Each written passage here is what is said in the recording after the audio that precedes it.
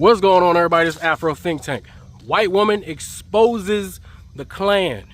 Now, this woman who grew up in the Klan, in those environments, exposes how the Klan operates, and she's also exposed people who say they are a part of the Klan, right? This is that insider scoop stuff all of us should be paying attention to be honest.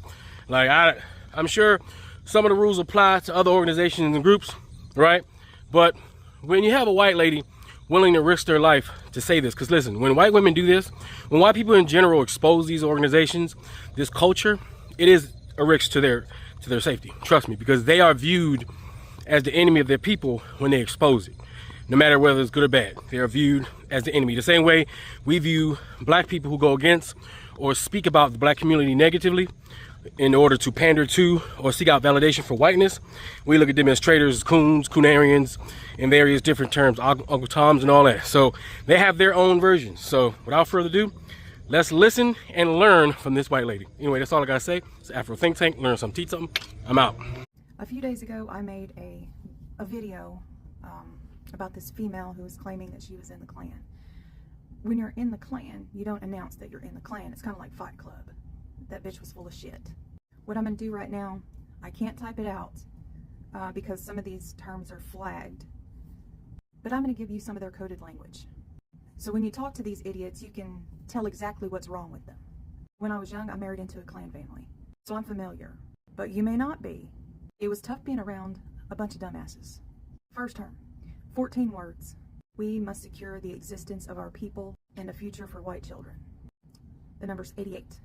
Stands for Heil Hitler. If it's stupid that they're paying homage to someone who died decades ago, it's because it is stupid. They are unable to be original. 1488, that's a combination of the two. 14 words and 88. You can see this in tattoos and online usernames. When you hear a white person say globalist, they're talking about the Jews. It's a conspiracy theory that whites are being systematically replaced, and that fucking terrifies them. So when they're talking about interracial marriage, immigration, multiculturalism, they see their demise. It's tied to the Great Replacement theory. That brings us to the Great Replacement theory. It's that idea that whites are being replaced, specifically by non-white immigrants. This used to be just used by white supremacists. Now it's being used by politicians. Do with that information what you will. This one needs to be used in context. Western civilization or Western values. Sounds pretty neutral. It's typically used as a euphemism for white culture, and it's used to frame diversity as a threat, like a direct attack. The funny thing about this is that often they can't even tell you what white culture is. White people in France have a different culture than white people from the South. Anyway, woke, that means anything they don't understand, which is a lot. It's weaponized against civil rights.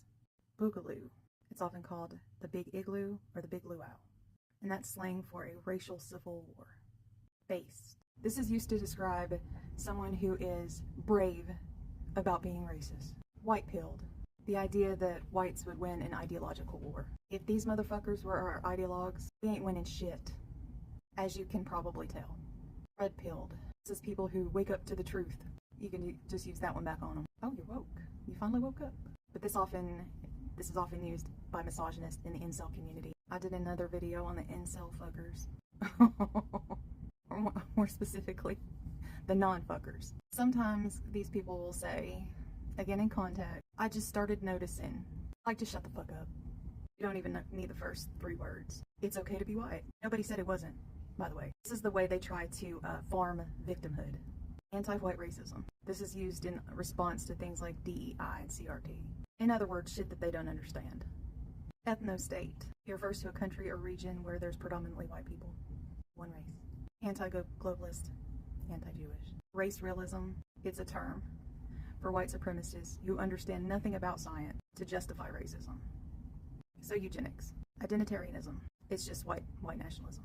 You will not replace us is a phrase. Started at a Charlottesville rally, and it's based on the Great Replacement theory, or conspiracy. They're scared that they're being replaced by minorities.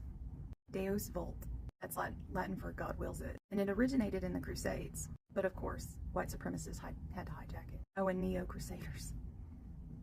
Yeah, those exist. It's a way to frame their movement as a holy war against liberalism and Islam. I told you they're not very smart. Protect our children.